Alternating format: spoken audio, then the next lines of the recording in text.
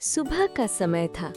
ऐना, Rhiannon और दादी अपने छोटे और प्यारे घर के बाहर खुशी से खड़े थे। फूलों और हरियाली से घिरा हुआ घर एक प्यारी तस्वीर बना रहा था। ऐना खिड़की के पास बैठी थी। मिट्ठू उसके कंधे पर बैठा था। हल्की रोशनी कमरे में आ रही थी और ऐना का चेहरा खुशी से चमक रहा। राहन अपने छोटे कुत्ते राजा के साथ खुशी से खेल रहा था। ऐना उसे मुस्कुराते हुए देख रही थी और दादी प्यार भरी नजरों से उन्हें देख रही थी। थोड़ी देर में दादी दरवाजे के पास गई और दरवाजे को बंद करके समझाने लगी, ऐना, रेहान, दरवाजा हमेशा बंद रखना चाहिए। घर की सेफ्टी सबसे अहम है। ऐना गौर से दादी को सुन रही थी, लेकिन रेहान बिल्कुल भी दादी की बात पर ध्यान नहीं दे रहा था।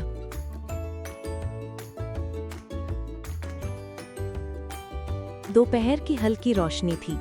रेहान को बाहर अपने दोस्त की आवाज सुनाई दी। वो उत्साहित हो गया। राजा के साथ खेलते हुए रेहान धीरे से खुला दरवाजा से बाहर भाग गया। राजा अंदर से उत्सुक नजर आ रहा था।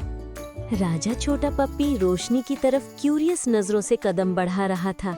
गार्डन के फूल हवा में लहरा रहे थे। राजा गार्डन में आसपास स्निफ कर रहा था, नई चीजें एक्सप्लोर कर रहा था। सनलाइट चमक रही थी।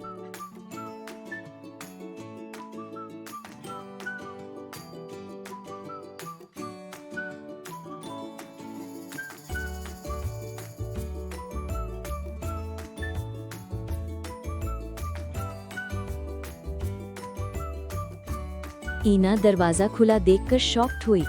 ऐना घबराकर राजा को आवाज देने लगी। रेहान बहुत नर्वस हो गया। ऐना और रेहान बाहर की तरफ भागे। मिट्ठू भी उनके साथ था। राजा बुशेस के पास बटरफ्लाई के पीछे दौड़ रहा था। ऐना और रेहान ट्रीज के पास राजा को आवाजें दे रहे थे। राजा, राजा। राजा बुशेस के पास खड़ा था। मिट्ठू आगे आगे ऊपर उड़ते हुए रेहान और ऐना को रास्ता बता रहा था। रेहान एक ब्रांच पर ट्रिप हो गया। ऐना ने उसकी हेल्प की। ऐना और रेहान ने राजा को एक डिच के पास ट्रैप्ड देख लिया। वो क्लाइंब करने की कोशिश कर रहा था। ऐना डिच के पास घुटने के बल बैठी थी।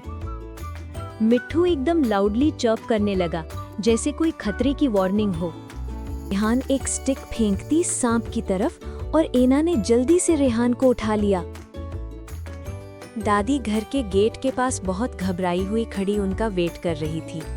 ऐना, रेहान, मिट्ठू और राजा थककर घर की तरफ चल पड़े।